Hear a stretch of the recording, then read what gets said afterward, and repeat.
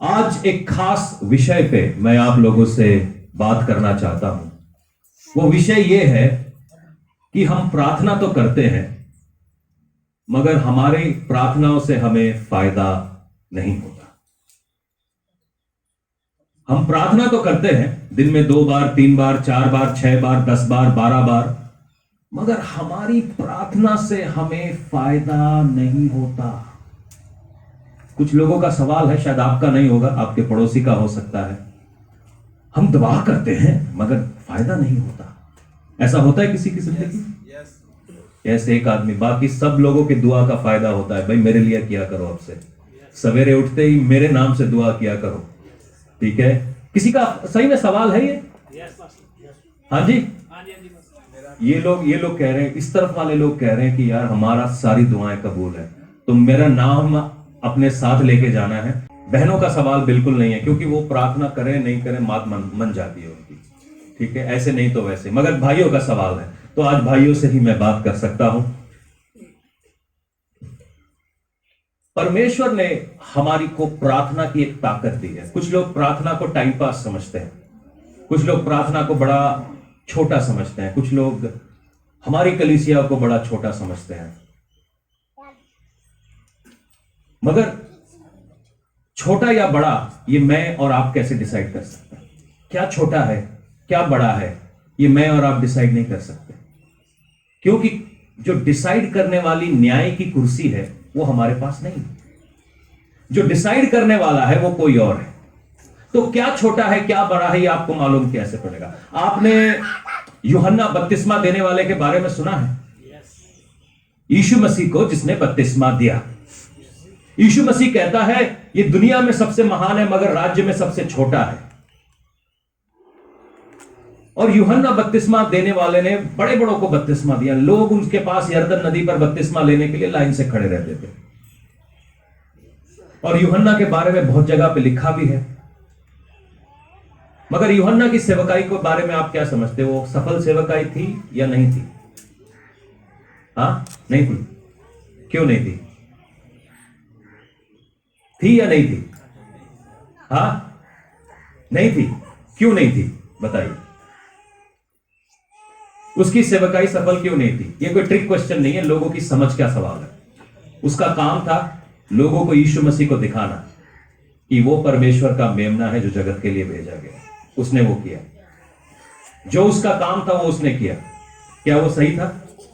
अगर वो सेवकाई सही थी तो जगत, हो सकता है उसने चमत्कार ना किए, मगर जो उसका काम था वो उसने किया। तो अगर उसने वो काम किया तो वो परफेक्ट था।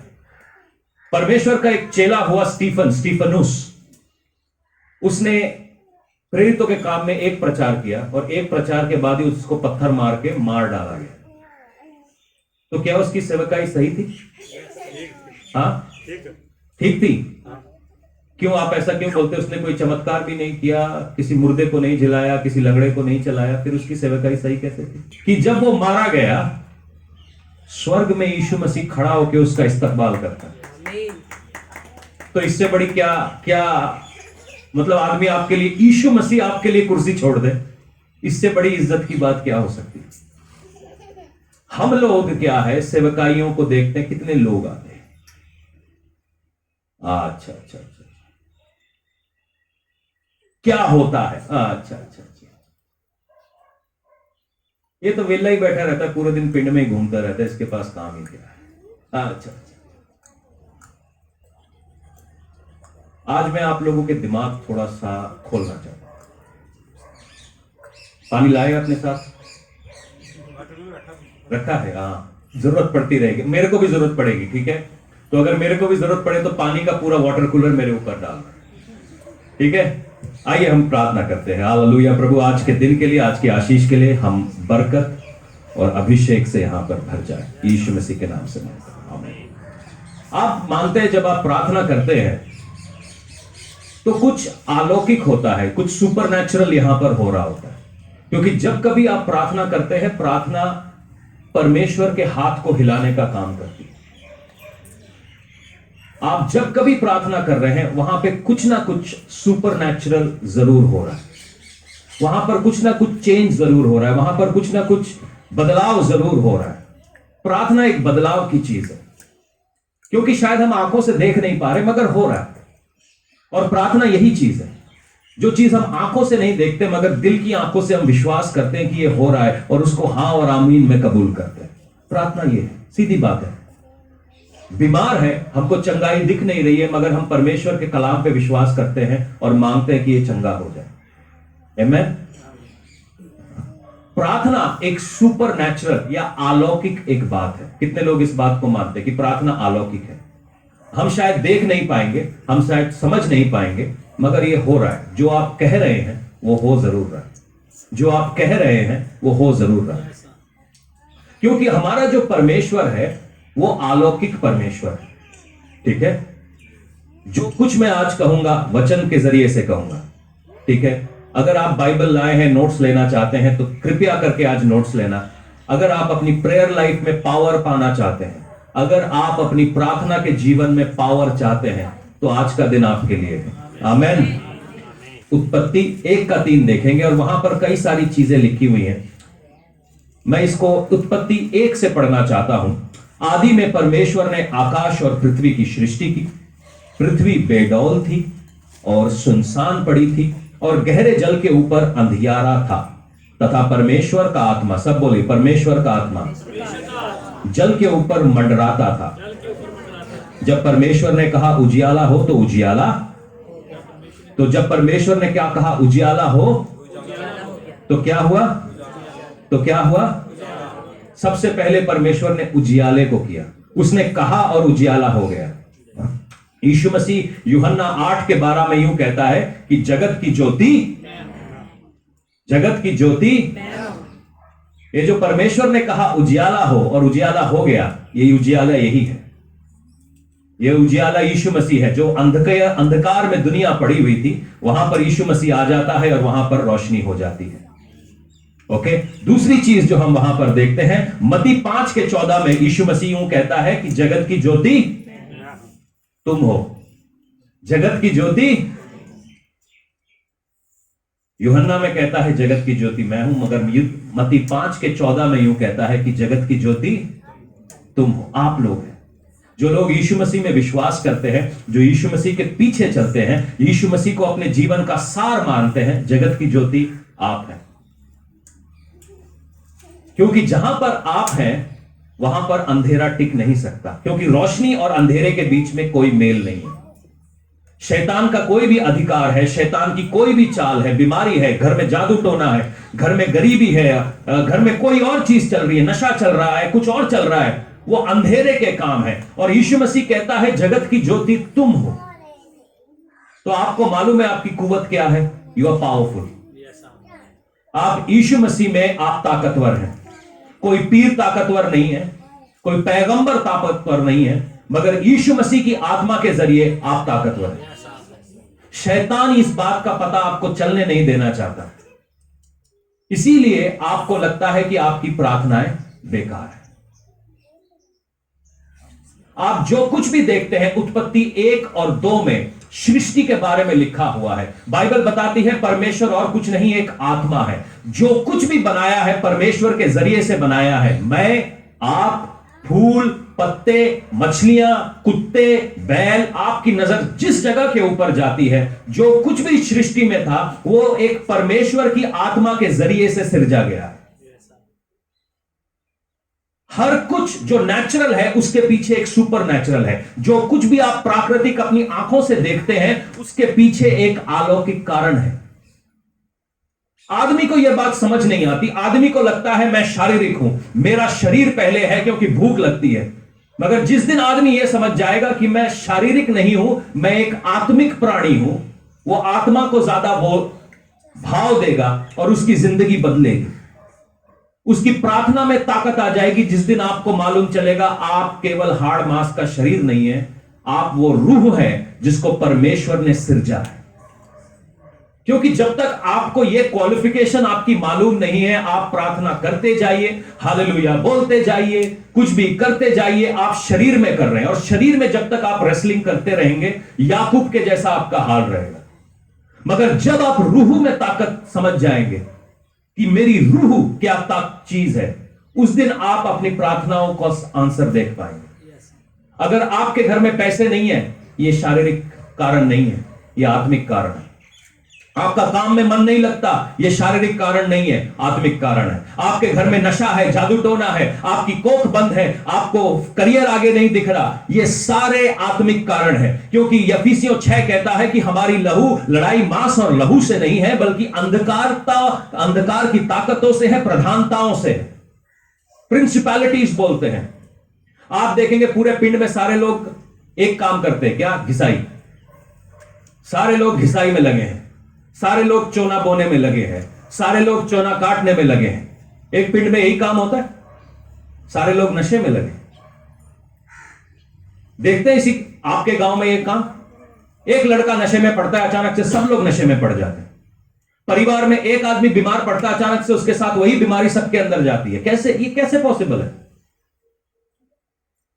क्योंकि हमारी लड़ाई जो है वो हम शारीरिक लड़ाई लड़ रहे हैं, मगर एक्चुअली अगर हम समझे कि उसके पीछे क्या अंधेरा है, हम अंधेरे से लड़ने लगेंगे। और हमको जब मालूम चलेगा कि जगत की ज्योति हम है, तो अंधेरा आपसे डरने लगेगा। चक्कर यह है कि हमको लगता है कि हम पावरफुल ही नहीं। क्यों पावरफुल नहीं, उसके बारे में भी हम देखेंगे। आपको मालूम है आप एक चलते फिरते एम्बुलेंस है। हाँ, एम्बुलेंस का नंबर मालूम है? 108। क्या है?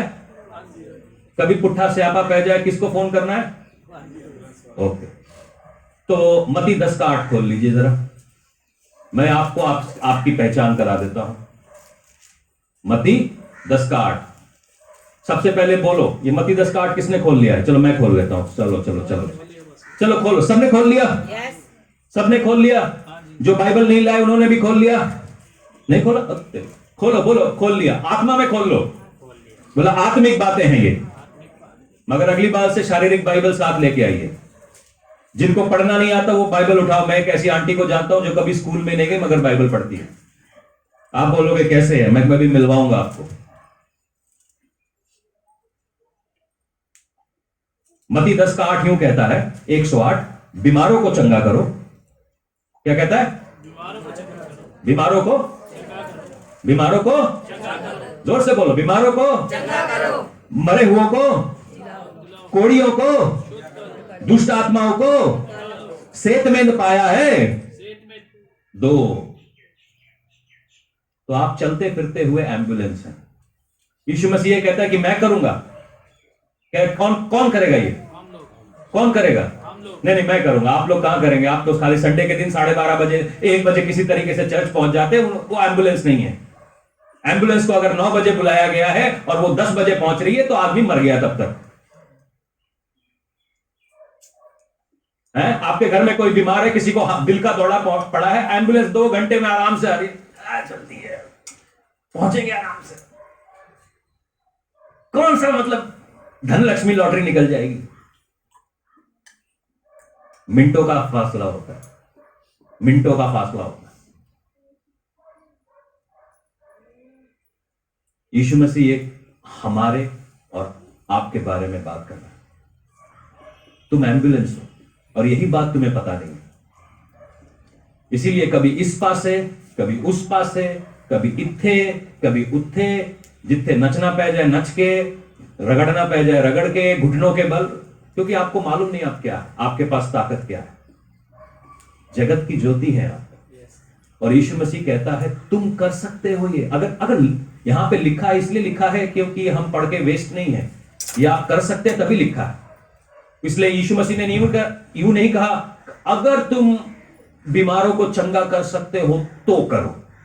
क्या लिखा है? करो। क्या लिखा है? बीमारों को चंगा करो। ऐसा तो नहीं लिखा अगर आप कर सकते हैं तो। हाँ, ऐसा नहीं लिखा है।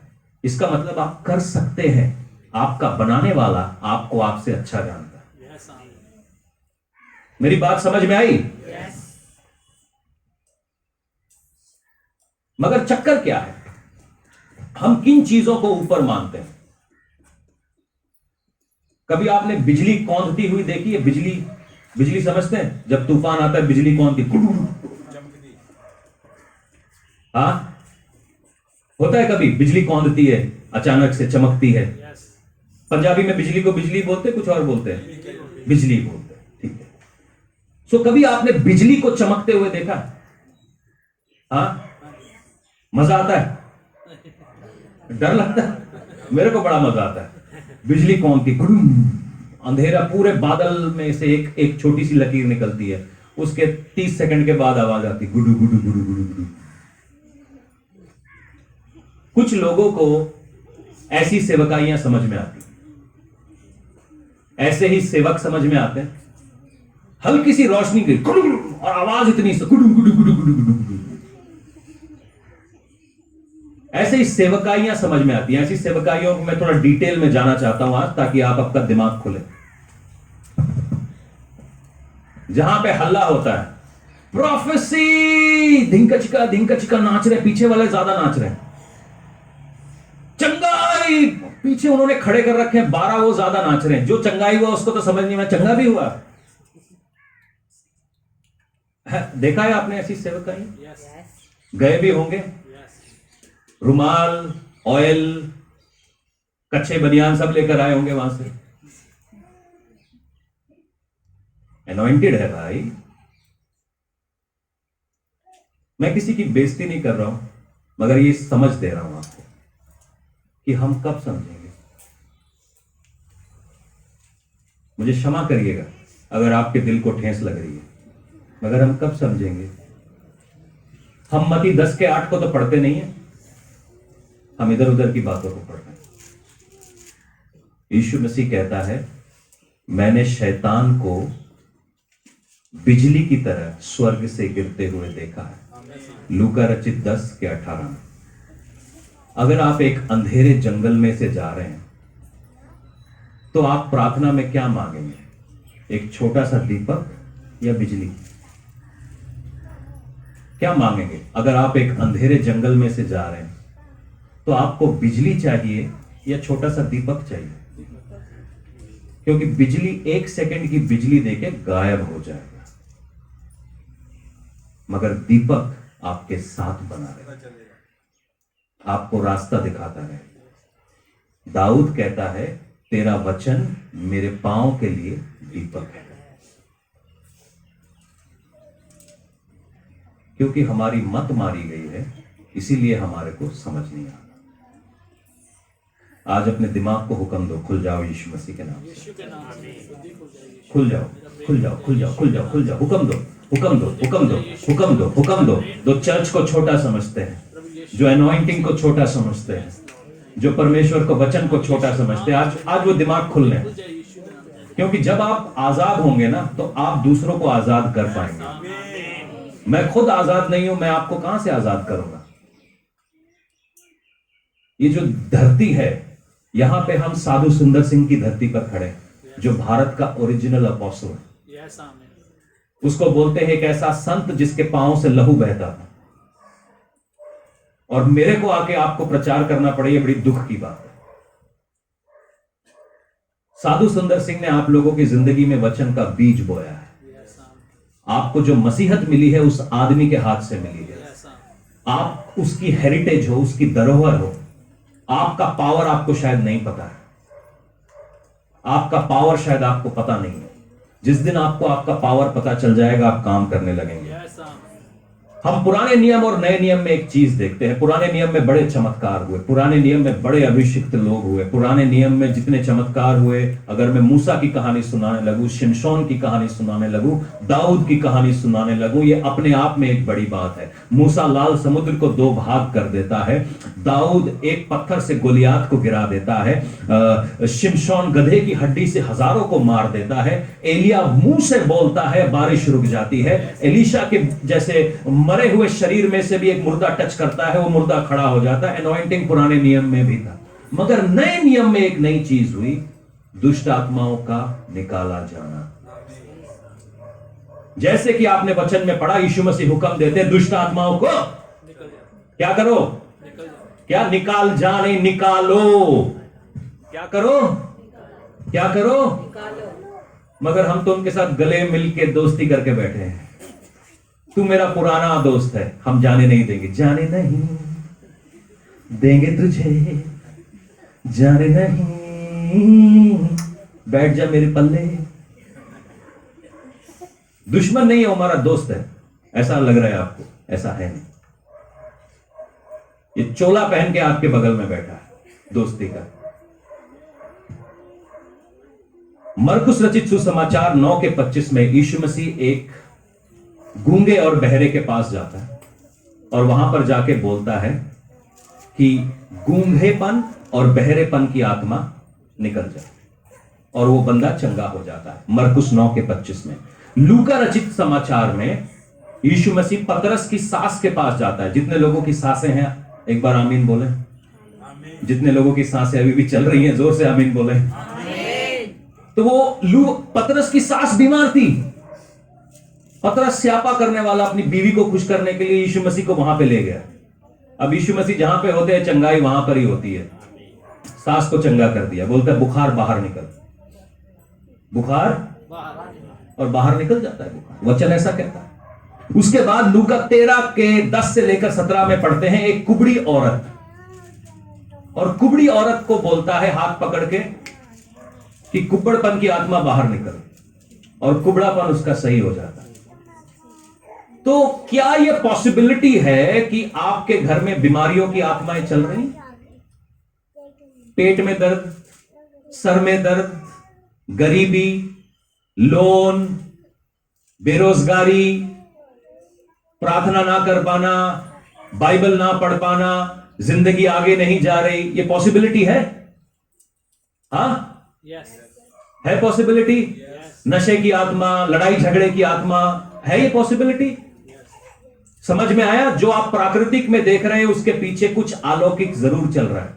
जो आप नेचुरल में देख रहे हैं उसके पीछे सुपर नेचुरल कुछ चल रहा है। क्योंकि ये जो गैप है ना नेचुरल और सुपर नेचुरल का, जब तक हम इसको नहीं समझ पाएंगे तब तक हम आगे बढ़ नहीं पाएंगे। सालों से आप एक ही जगह पर रुके रहेंगे।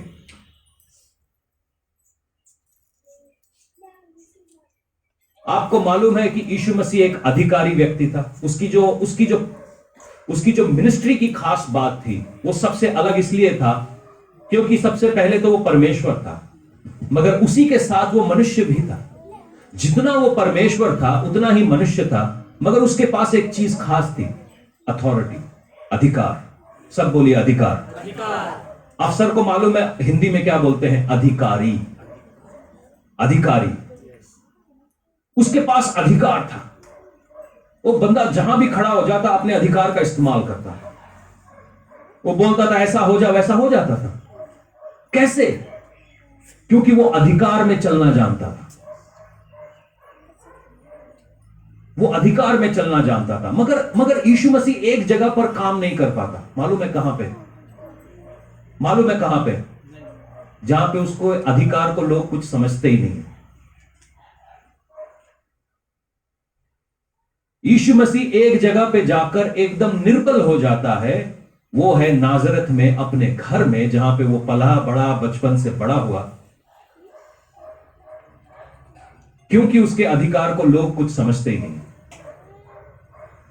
आइए बाइबल में से पढ़ते हैं। यीशु मसीह निर्बल हो जाता है वहां पर। बाइबल में से पढ़ेंगे। मरकुस रचित सुसमाचार उसका 6:5, मरकुस 6:5 से हम पढ़ेंगे। ठीक है, अगर आज आप नोट्स ले रहे हैं तो इसको ले लीजिएगा, समझ लीजिएगा, घर में आपको काम आएगा। आज रात को इसके ऊपर मनन करिए, इसको देखिए, इसको समझिए। और यहां पे खास बात लिखी है, यीशु मसीह सबत के दिन, शायद शनिवार के दिन, वो परमेश्वर के भवन में जाता है। वहां पर बाइबल को उठाता है, सब लोग खड़े होते हैं, वो बाइबल पढ़ता है और वो कहता है कि परमेश्वर ने मुझे अभिषेक किया है ताकि मैं बीमारों को, गरीबों को सुसमाचार सुनाऊं, और बाकी सारी बातें होती हैं। और आके अपनी जगह पर बैठ जाता है और फिर सब लोग उसको देखने लगते हैं। खाली वचन पढ़ा है, उसने बाइबल पढ़ी है और बाइबल पढ़ के वो अपनी अपनी जगह के ऊपर बैठ जाता है और सब लोग उसको घूर रहे होते हैं। तो यीशु मसीह सब घूरते हुए लोगों को बोलते हैं, मैं जो पढ़ रहा हूं, ये जो लिखा हुआ है यशाया की पत्री में, ये मेरे बारे में। अचानक से सब लोग मतलब यीशु मसीह के खिलाफ हो जाते हैं। आइए पढ़ते हैं इसको। मरकुस रचित सुसमाचार उसका 6:5। वहां कोई सामर्थ का काम ना कर सका, केवल थोड़े से बीमारों पर हाथ रख के उन्हें चंगा किया। ये किसके बारे में लिखा है? यीशु मसीह के बारे में। जहां पर उसकी अथॉरिटी को लोग जिनके लिए वो भेजा गया था वो उसको चैलेंज करने लगे, वहां पर वो काम नहीं, जहां उसकी बेइज्जती होने लगी, बेसिकली उसका निरादर होने लगा, वहां पर वो कोई काम ना कर सका। वहां पर वो कोई काम ना कर सका। इसको 4 से पढ़ते हैं, मरकुस 6:4 से। यीशु ने उससे कहा, भविष्यवक्ता अपने देश में और अपने कुटुंब में अपने घर छोड़ कहीं भी निरादर नहीं होता। वह वहां कोई सामर्थ का काम ना कर सका, केवल थोड़े बीमारों के ऊपर हाथ रख के चंगा किया। कुछ सरदर्द हटाया, कुछ कमर दर्द हटाया, कुछ पैर का दर्द हटाया, मगर कोई कोढ़ी चंगा नहीं हुआ, कोई मुर्दा जलाया नहीं गया, कोई अंधा देखने नहीं लगा, कोई गूंगा बोलने नहीं लगा, कोई बहरा सुनने नहीं लगा। केवल छोटा, क्योंकि उसके अधिकार को लोगों ने तुच्छ समझा, उसको अधिकारी नहीं जाना। अगर हम अपनी जिंदगी में सामर्थ का काम ना कहीं पे भी ना होता हुआ देख रहे हैं, हम प्रार्थना कर रहे हैं, चर्च जा रहे हैं, तो कहीं ना कहीं यह सवाल बनता है कि क्या मैं यीशु मसीह के अधिकार को समझ रहा हूं या समझ रही हूं। अगर आप उसके अधिकार को नहीं समझ रहे हैं तो वो अधिकार आपकी जिंदगी में काम कैसे कर सकता है? वो कैसे काम कर सकता है? हम रात भर शैतान के साथ पार्टी करेंगे, उसके साथ खेलेंगे, कूदेंगे, गंदी तस्वीरें देखेंगे, गंदे गानों के साथ हम नाचेंगे और सवेरे बोल जाएंगे मेरे घर से बाहर निकलेगा? वो नहीं निकलेगा, क्योंकि आप ही उसको लेकर आए हैं। हम जादू टोनों में घुसे रहेंगे, पीर पैगंबरों के साथ लगे रहेंगे, हमारा दिमाग उसी के ऊपर लगा रहेगा और सवेरे हम बोलेंगे get out in the name of Jesus. वो नहीं जा रहा, वो नहीं जा रहा। आप में से शायद कुछ लोगों को मालूम नहीं है कि परमेश्वर ने आपको अधिकार दिया है। मालूम है? मैं वचन से साबित करता हूं। उत्पत्ति 1:26 यहां से पढ़ेंगे। फिर परमेश्वर ने कहा, हम मनुष्य को अपने स्वरूप के अनुसार अपनी समानता में बनाएं और वे समुद्र की मछलियां, आकाश के पक्षियों और घरेलू पशुओं और पृथ्वी पर और सब रेंगने वाले जंतुओं के पर जो पृथ्वी पर रेंगते हैं अधिकार रखें। परमेश्वर को ने जब आदम को बनाया उसको हर चीज के ऊपर अधिकारी ठहराया। जो अंग्रेजी में शब्द है वहां पर इस्तेमाल किया गया है डोमिनियन या डोमेन। आदम को उसने जो कुछ भी बनाया था उसका अधिकारी ठहरा दिया। उत्पत्ति 1:26। अब आप बोलेंगे मैं अधिकार में तब आऊंगा जब मैं पूरी बाइबल सीख लूंगा, मैं अधिकार में तब आऊंगा जब मेरे पास पैसे होंगे, मैं अधिकार में या मेरे पास अथॉरिटी तब आएगी जब मेरे पास बदन पे सूट होगा या मेरे पास 5 किले जमीन होगी। शायद ये आपकी सोच है। मगर आदम, ना तो उसके पास घर था, ना उसके पास कोई पढ़ाई लिखाई की डिग्री थी, ना उसके पास कपड़े थे, मगर परमेश्वर ने उसको वो अधिकार दिया था कि जो कुछ उसने बनाया है उसके ऊपर वो काबू रख सकता है। तो दुनिया में कुछ भी है हम उसके ऊपर काबू पा सकते हैं अगर हम परमेश्वर में अपने अधिकार को जाने तो। आपके घर में कोई भी हालात है, कोई भी आंधी है, कोई भी तूफान है, अगर आप अपने आप को अपने अधिकार को जानेंगे तो आप उसके ऊपर काबू रख पाएंगे। तकलीफ कहां होती है कि जब हम अपने अधिकार को नहीं समझते। हमारा जो अधिकार है वो परमेश्वर से आता है, ठीक है? हम परमेश्वर के अधिकार को ही कुछ नहीं समझते। आपको मालूम है यहां से 70 किलोमीटर दूर पठानकोट से थोड़ा सा आगे एक नदी है जिसको बोलते हैं चक्की बैंक। चक्की बैंक नदी के ऊपर जो है महाराजा रंजीत सिंह का डैम बना हुआ है। ये जो लेक डलहौजी से उतरती है वो उस डैम में जाती है और उस डैम में बिजली बनती है, हजारों किलोवाट बिजली बनती है। मगर ये बिजली हमारे घरों में आती कैसे? ये डैम से चैनलिंग में जाती है, बिजली छोटे छोटे चैनल्स में जाती है, चैनल से हमारे ट्रांसफॉर्मर्स में आती है और ट्रांसफॉर्मर से फिर बट के छोटे छोटे हिसाब में हमारे घरों तक पहुंचती है, और फिर हम जब स्विच दबाते हैं तो ये जहां 60 वॉट चाहिए, 40 वॉट चाहिए, 20 वॉट चाहिए, चलती है। मगर बन रहा है किलो वॉट के हिसाब से। हम जब इस्तेमाल करते हैं 60 वॉट के हिसाब से इस्तेमाल करते हैं, छोटी। अब अचानक से मेरे घर का स्विच बोले नहीं, मेरे को तो ट्रांसफार्मर जितनी बिजली चाहिए। क्या मेरे घर का स्विच समझते, खटाक जिसको आप दबाते हैं, उस तक ट्रांसफार्मर जितनी बिजली चल जाए तो उस स्विच का क्या हाल होना? सड़ जाएगा, कुछ नहीं बचना उसका। साथ में जो उसका इस्तेमाल कर रहे हैं उन्होंने भी सड़ जाना। स्विच अपनी जगह से बढ़कर बोलेगा मैं तो ट्रांसफार्मर बनूंगा जी, मैं स्विच नहीं रहूंगा, तो उस स्विच का जो हाल होना है उसने सड़ जाना। आप फौज के बारे में समझते? फौज समझते? फौज में सबसे ऊपर जनरल होता है, उसके नीचे उसके अधिकारी होते हैं, नीचे आखिर में जाके सिपाही होता है। सिपाही बोलता है नहीं, मैं तो सीधा जनरल की बात सुनूंगा, मेरे ऊपर जो अफसर है ना उसकी बात नहीं सुनूंगा। तो उस सिपाही के साथ क्या होता है? बहुत बुरा हाल, उसकी पिट्ठू परेड कराई जाती है। पिट्ठू परेड आपने कभी देखी नहीं? कभी पठानकोट में जाके देखना, बहुत सारे आपको लोग दिखेंगे ग्राउंड काटते हुए, पत्थर उठाते हुए, बैग टांग के दौड़ते हुए दिन के समय, वो उनको बोलते हैं पिट्ठू परेड। वो पिट्ठू परेड कराई जाती है उनसे। एक पुलिस वाला है, एक हमारा हवलदार है। हवलदार कभी ये समझेगा कि नहीं यार, मैंने एसएचओ की बात ही नहीं माननी, सीधा कमिश्नर से बात करो। हवलदार का क्यों होना?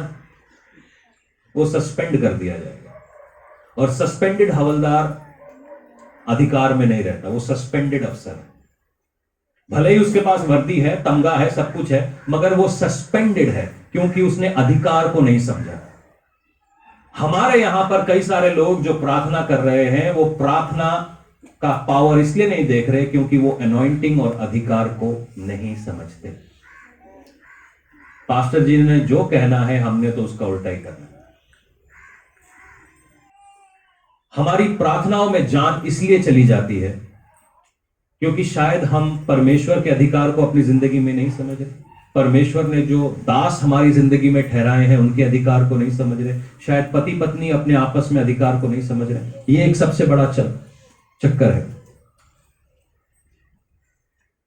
एक मेंटालिटी मैं आपको बताता हूं। आपको मालूम है दिल्ली से पहले भारतवर्ष की राजधानी जो ईस्ट इंडिया कंपनी के अंदर थी वो कलकत्ता थी। कलकत्ता भारत की राजधानी थी, आपको मालूम है? शायद कुछ लोगों को मालूम है। तो कलकत्ता जो है वो एक बहुत ही खूबसूरत शहर है, उसको बोलते हैं सिटी ऑफ जॉय। इसलिए नहीं बोल रहा हूं कि मेरे पुरखे कलकत्ते से आते, मगर मैं जब भी उस शहर में जाता हूं, मैं दिल्ली में रहा, बॉम्बे में घूमा, मगर मेरे को सबसे ज्यादा मजा जो आता है वो कलकत्ते में आता है, क्योंकि वहां पे मैं बोर नहीं होता।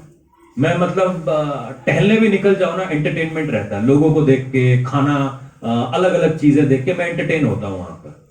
मैं दिल्ली में रहा, दिल्ली के अपने मजे हैं, मैं उसको डिस्काउंट नहीं कर रहा। जो दिल्ली में एक बार रह लेता है वो फिर कहीं और रहने लायक नहीं रहता, वो दिल्ली में ही रहता है। बंबई में मैं गया, बंबई में थोड़ा समय मैंने बिताया, बंबई के अपने मजे हैं, ठीक है।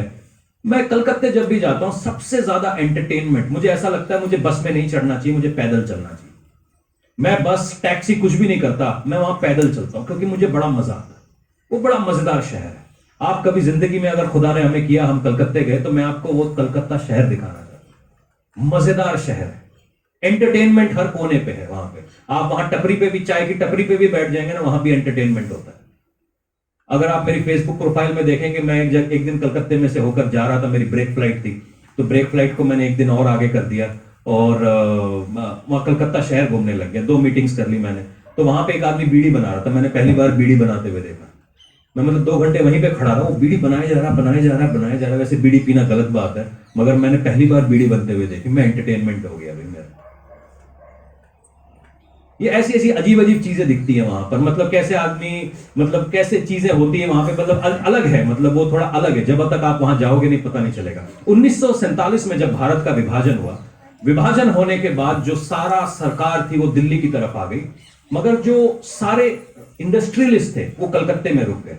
कलकत्ते में बिरला, मोदी, टाटा, अंबानी तक था नहीं, और जितने लोग थे जितने मारवाड़ी लोग थे, जितने गुजराती लोग थे, जितने बिजनेसमैन थे, वो सब कलकत्ते में जाते थे। और कलकत्ते में इतना बड़ा उन्होंने यूनिट चालू कर रखा था, which was more powerful, very powerful. दुनिया का जो one of the biggest booming cities थी दुनिया की, वो कलकत्ते थी, वो बंबई नहीं था भारतवर्ष में। अचानक से 1950 और 1960 के बीच में वहां पर एक नक्सल मूवमेंट चालू हुआ, नक्सली बन गए लोग। उस जमाने में जब भारत आजाद हुआ था, तो या तो टॉप क्लास होती थी या लो क्लास होती थी, मिडिल क्लास तो अब बनी है। 1980 के बाद मिडिल क्लास बनने लगे। वो दो क्लासेस हुआ करते थे, या तो आप पूंजीपति हैं या तो आप कुछ भी नहीं है। जो पंजाब में आप लोगों ने जमीनें क्यों बेच दी, आपको इसीलिए नहीं पता, क्योंकि उस समय जमीनों का कोई मोल नहीं था।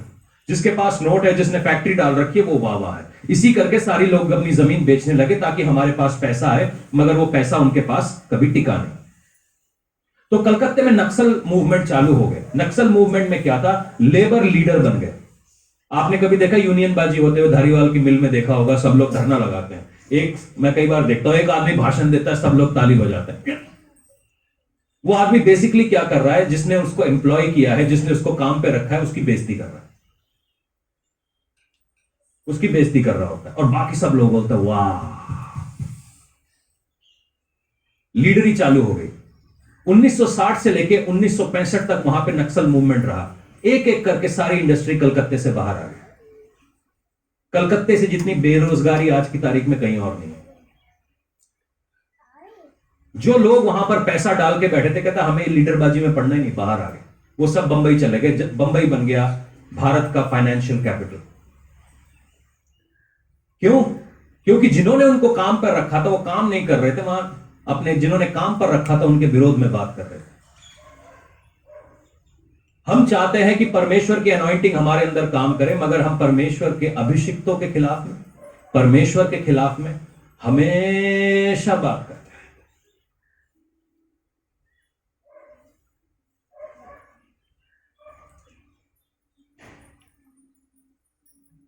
सबसे पहले तो हम परमेश्वर के अभिषेक को जानें कि अभिषेक क्या है।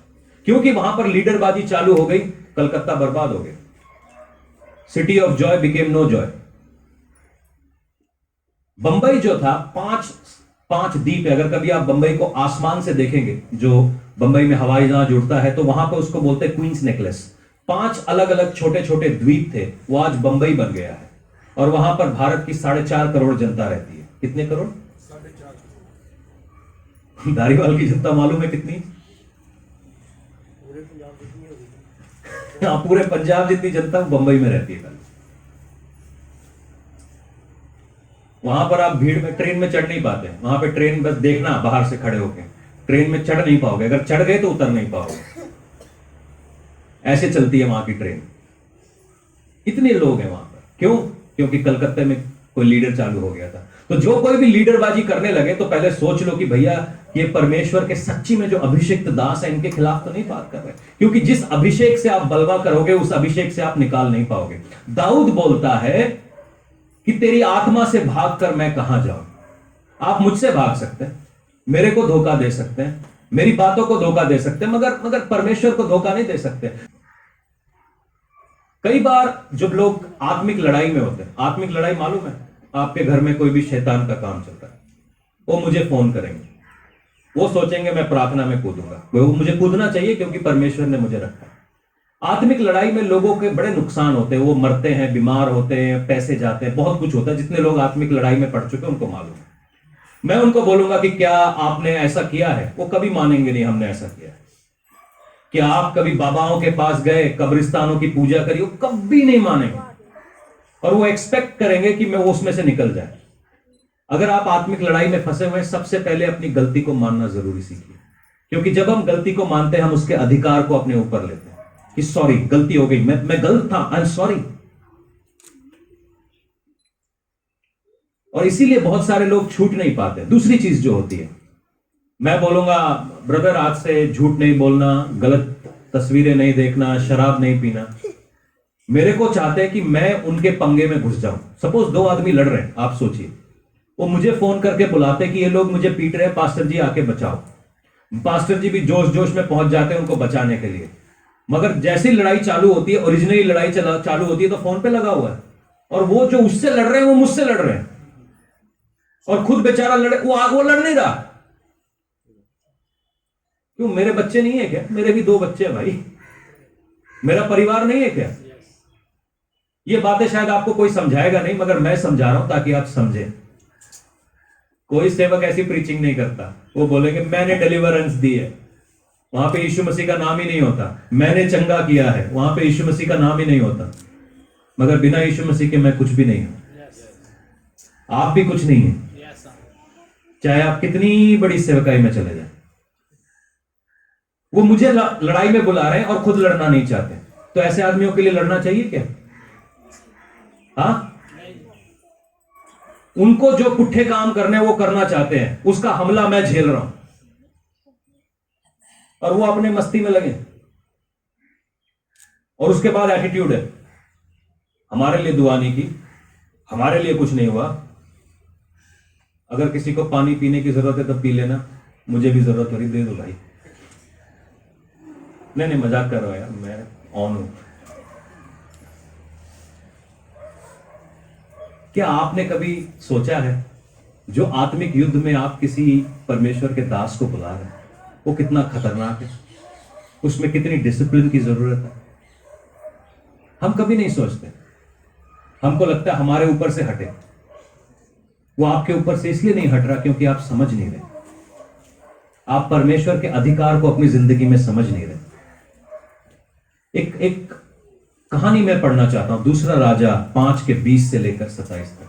जो लोग अधिकार को नहीं समझते या अधिकार को छोटा जानते हैं, उनके साथ क्या होता है। दूसरा राजा उसका 5 का 20 से लेकर 27 तक।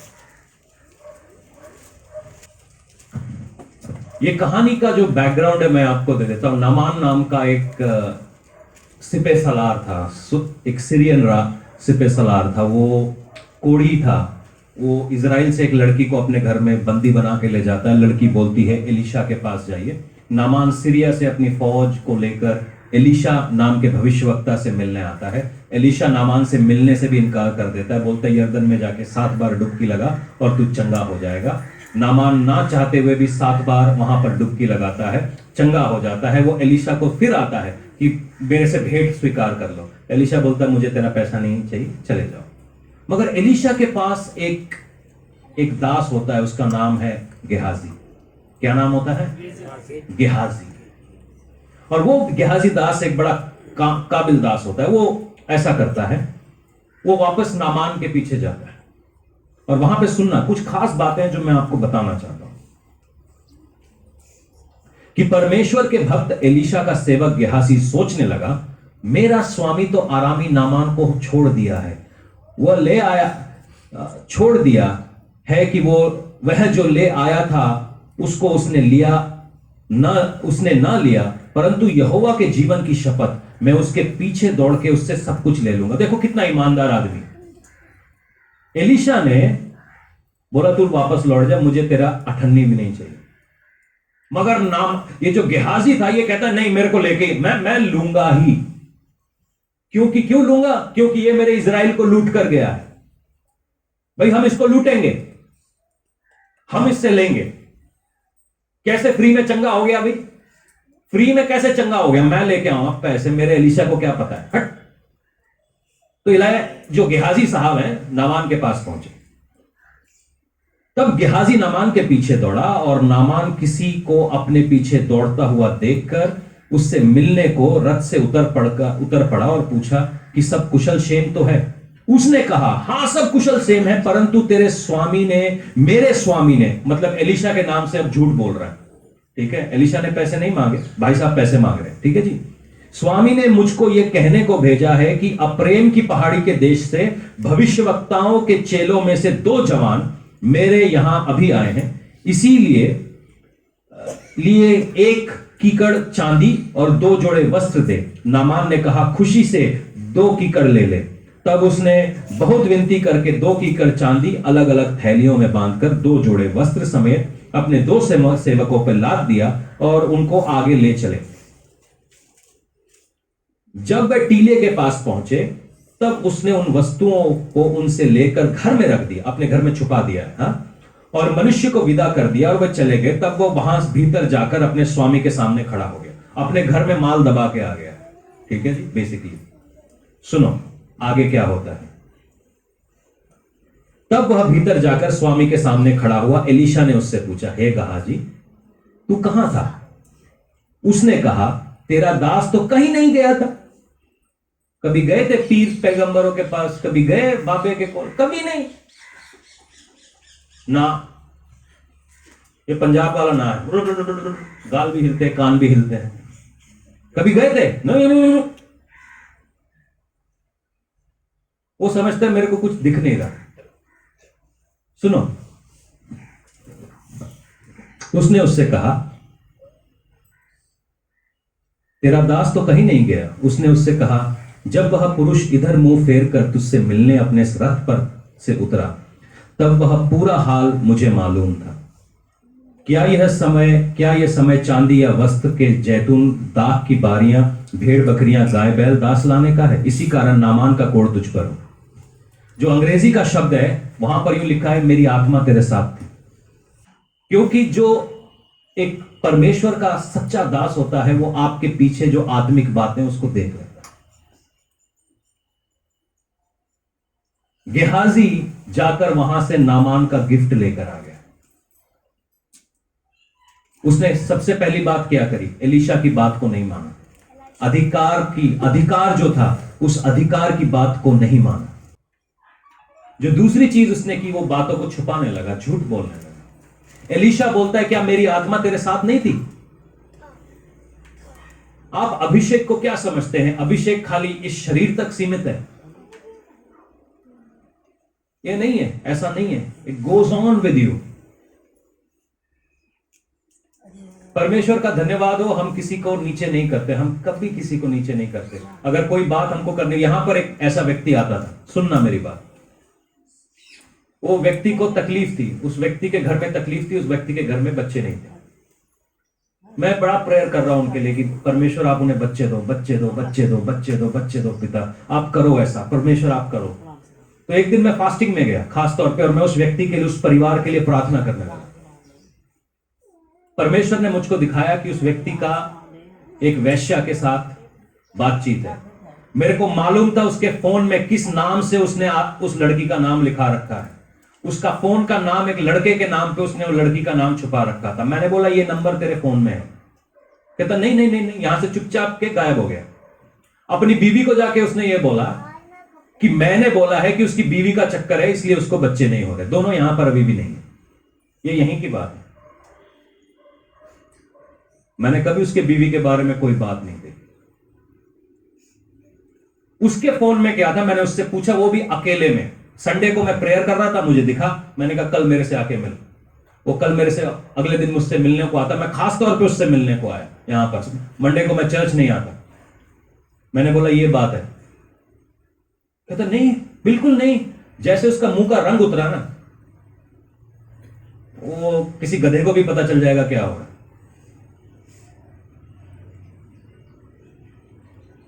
मर्जी। आज भी उसी हालात में। अगर वो मान लेता, क्या परमेश्वर उसकी कोख नहीं भरता था? मुझे क्या पता, मेरे को क्या लेना देना उसकी पर्सनल लाइफ से? जो मर्जी में आए करे। मैं यहीं की कहानियां आपको सुना रहा हूं। यहां पर कुछ लोग काम करते थे। हम चाहते थे कि वो परमेश्वर के लिए इस्तेमाल हो, मगर वो अपना ही दिमाग चला रहे। जब उन्होंने यहां से काम छोड़ा तो जो उन्होंने नुकसान किया वो अलग बात है। उन्होंने पूरे गांव में जाकर हमारे बारे में बात करी। जितने लोग हमारे चर्च में आ रहे थे, एक एक घर में घुसे और उन्होंने मेरे बारे में बोलना चालू कर दिया। क्या क्या बोला वो घर वाले जानते हैं, मैं जानता हूं, मगर परमेश्वर मुझे पहले ही बोल रहा था ये आदमी एक काम कर रहा है। मैंने कहा करने दो। सब घरों में जाके बोलता है मेरा पैसा अमेरिका से आता है। जितने लोग मेरे साथ काम करते हैं जानते हैं मेरा पैसा कहां से आता है।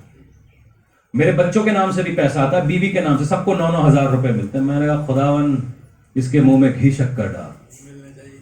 मिलना चाहिए, क्यों नहीं मिलना चाहिए? इतनी मेहनत करता हूं। और 9 ही क्यों मिलना चाहिए, 90 मिलने चाहिए। और सब बोल के हमारी कलीसिया के बहुत सारे लोग उसने तोड़ दिए। खैर वो बात अलग है। मगर वो गाना है डरो मत चुपचाप खड़े रहो, हम खड़े रहे। मेरे नाम पे झूठ सच सब बोला उन्होंने। आज वो बंदा कहां है, वो बंदी कहां है? बंदा नस गया किसी और के साथ, बंदी नु छड़ के।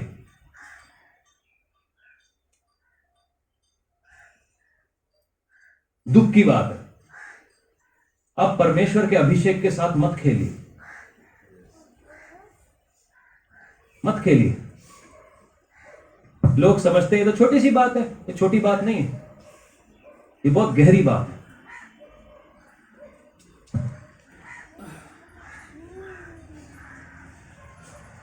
गेहाजी नामान के पास जाता है और नामान से उसका सामान लेता है जो एलीशा के आज्ञा के विरोध में था, और जो बीमारी नामान पे थी वो गेहाजी पे आ जाती। अधिकार का जब उल्लंघन होता है तो उसका दंड जरूर आता है। यही एलीशा और एलिया की कहानी हम सुन रहे थे कि एलीशा जो है वो एलिया एक तिशबी था और एलीशा एक 12 जोड़ी बैल के साथ खेत जोत रहा था। मतलब 12 ट्रैक्टर वाला आदमी, कितना खेत होगा उसके पास। ये एलिया अपना कपड़ा एलीशा के ऊपर डालता, एलीशा उसके पीछे हो लेता, सब कुछ वहीं छोड़ छाड़ के, और मरते मतलब जब तक एलिया को आसमान तक नहीं उठा लिया गया इसका पीछा नहीं छोड़ता ये।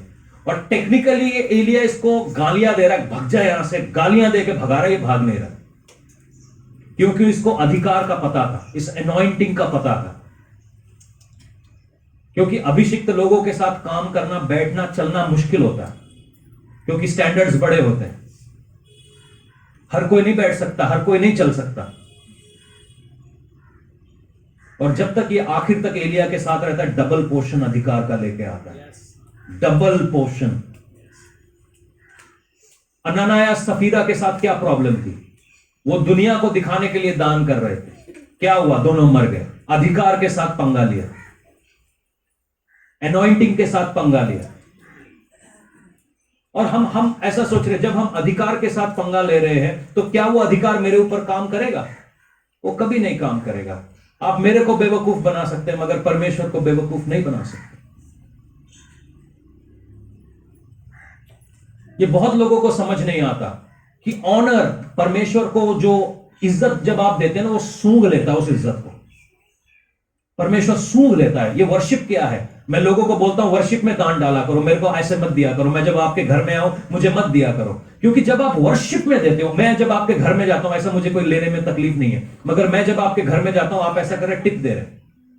यीशु मसीह कोई आपके टिप का मोहताज नहीं है। जब आप आराधना में आकर डालते हैं ना, उसका बीज आप काटते हैं। मैं जानता हूं आप मुझसे इज्जत करते हैं, मुझसे प्यार करते हैं, मगर जब एक्चुअली आपको प्रतिफल मिलना है, जब आप इज्जत से डालेंगे, परमेश्वर के चरणों में आप इज्जत से डालेंगे, वहां से आप काटेंगे।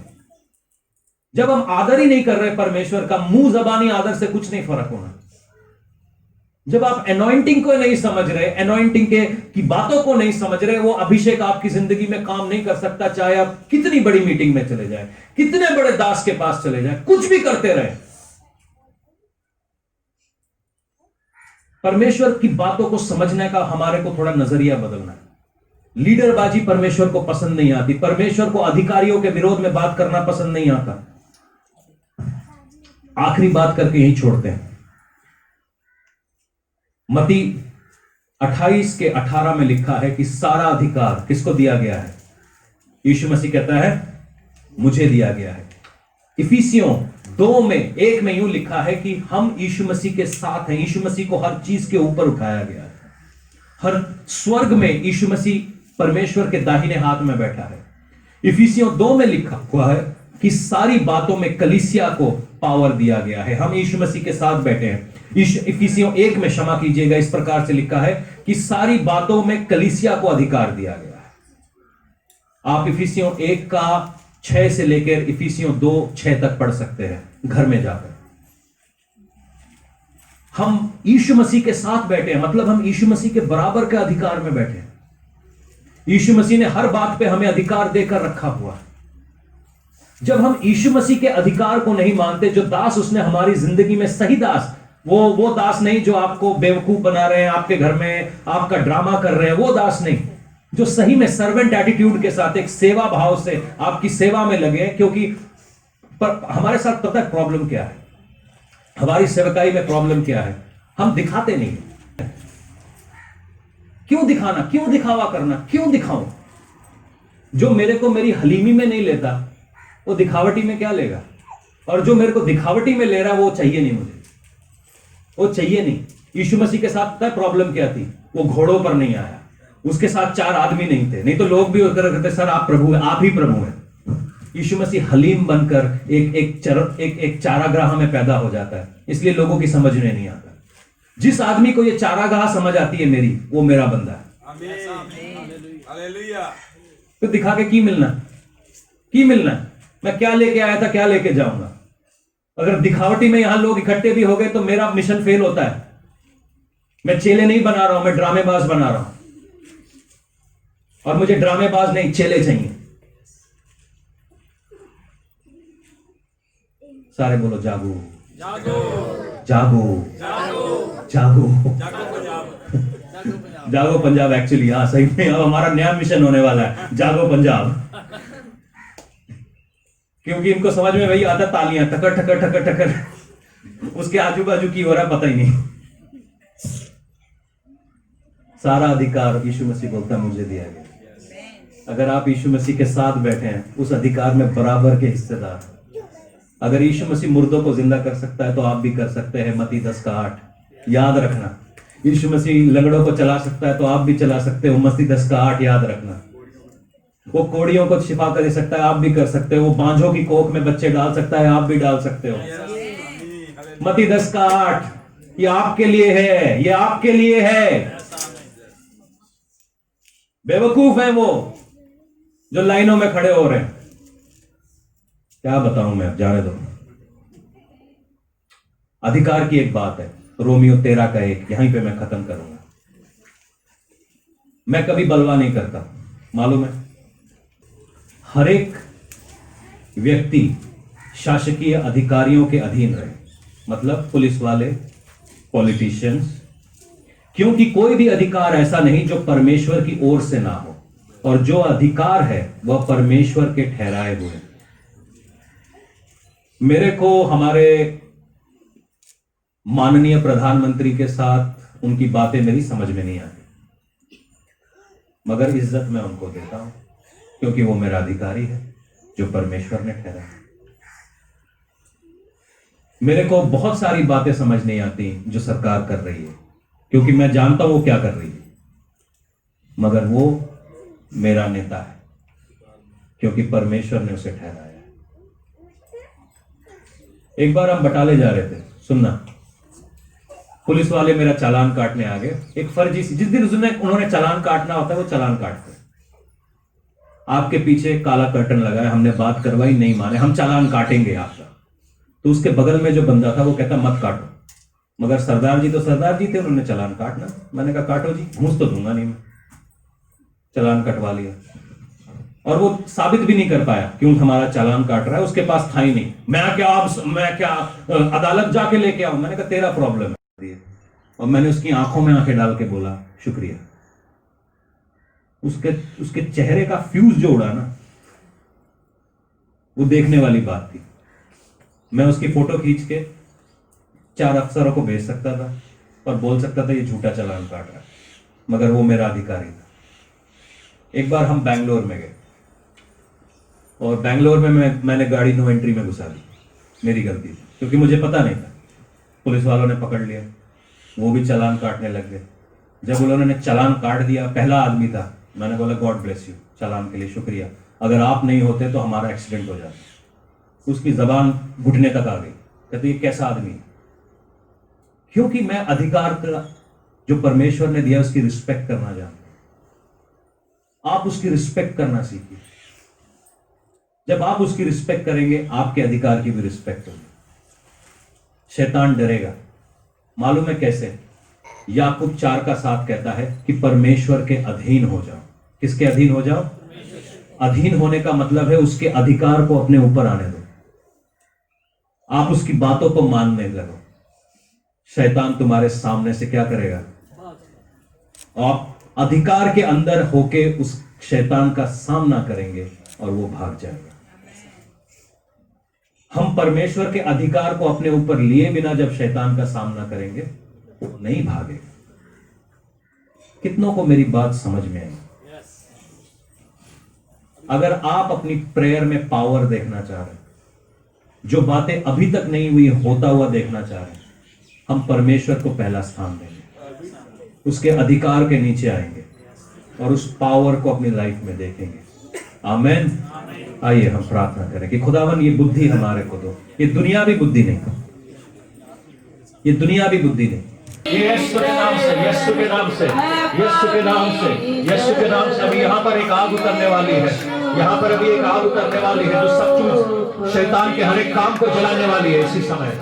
ओ खाराबास से तेरे बेसे खेम तो कोरोबो से अभी जलने वाला है शैतान यहाँ पर यीशु के नाम से। अभी देखना, दूराबास से तेरे बेखेम तो कोरोबो से। Lord send your Holi fire. पवित्र आग को यहाँ पर भेज पिता, पवित्र आग को यहाँ भेज पिता इसी समय।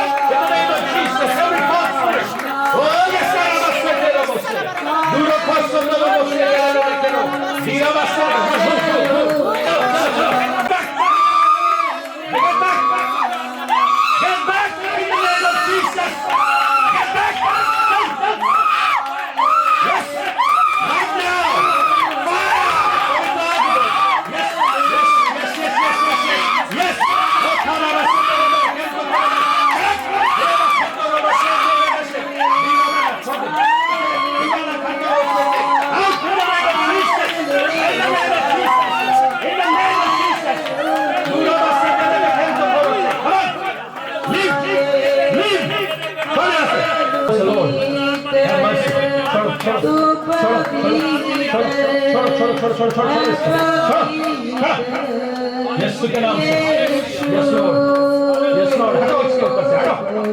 तू पवित्र यीशु नाम से, है प्रभु की उसलहू यीशु के नाम से, में बताओ यीशु के नाम से, छूटो, छूटो यीशु के नाम से, जिससे हम छूटो, छूटो, छूटो, छूटो, छूटो, छूटो, छुटकारा चलो यीशु के नाम से, तेरा लहू बड़ा यीशु के नाम से, है प्रभु यीशु के नाम से। तेरा कम ऑन, मूव मूव, जगह दे दीजिए थोड़ा सा। दीरामा से के रोको रोबो से ते केम तो कोरो बेसे। यस लॉर्ड, इधर, yes lord, yes lord, move move move move move, yes lord. दीराबा से के रोबो, दीराबा टच आउट, गया गया ये गया। कम ऑन, मूव, चलो चलो चलो चलो चलो, जा जा जा जा जा जा जा जा जा जा, चलो। होली स्पिरिट ऑफ गॉड, पूरा बात से तेरे